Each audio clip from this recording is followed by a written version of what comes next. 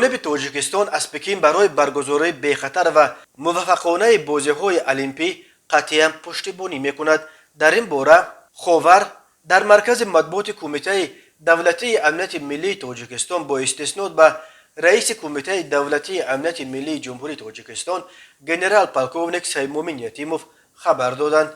در مرکز مطبوعات کمیته دولتی امنیت ملی تاجیکستان ذکر کردند که وضع فعلی منطقه نااستوار بوده، تهدیدهای تروریستی که از مرکزهای دخلدار برمیآیند به امنیت دولت‌های آسیای مرکزی و منطقه غربی چین پیوسته تهدید میکنند که برای بازی‌های زمستانه المپی سال 2022 در پکین تهدید فوری است. از جانب دیگر در وقت مقرر شده ورزشگران تاجیک و هیئت ما در المپیاد شرکت میکنند. در ادامه اظهارات گفته می شود که جانب تاجیکستان از پکین برای برگزاری بی خطر و موفقانه بازی‌های المپی پشتیبانی میکند و کمیته دولتی امنیت ملی جمهوری تاجیکستان جهت رفع تهدیدهای احتمالی، جهت تأمین امنیت ورزشگران تاجیک و هیئت ما، اینچنین برگزاری موفقانه بازی‌های زمستانه المپی چاره‌های ضروری می‌اندیشد. در حال حاضر از تاجیکستان تنها دو ورزشگر بهرالدین غایبوف و سعید شرف ایشانوف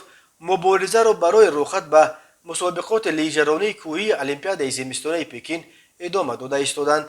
المپیاد پکین که از 4 تا 20 فوریه دوام می‌کند و در جریان آن ورزشگران برای 109 مجموع مدال‌ها در 15 نمود و 7 نوع ورزش‌های زمستانه، بیاتلون، بوبسلی، کورلینگ، کنکی توزی، لیژرانی، چنه سواری و خکی وارد سبقت می‌شوند.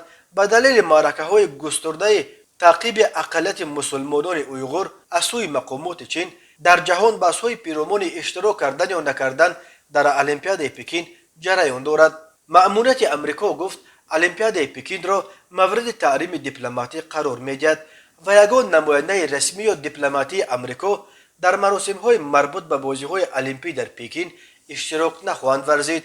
شورای جهانی امام‌ها اشتراک ورزشگران مسلمان را در المپیاد پکین به دلیل تعقیب اویغورها حرام حکم کرد، ولی یگان کشور مسلمانی تا کنون بر اساس این فتوا از عزمش برای اشتراک در المپیاد پکین خودداری نکرده است. مفتی اعظم روسیه رویل غینودین باشد اظهار داشت که چنین فتوا را اصلا امضا نکرده است.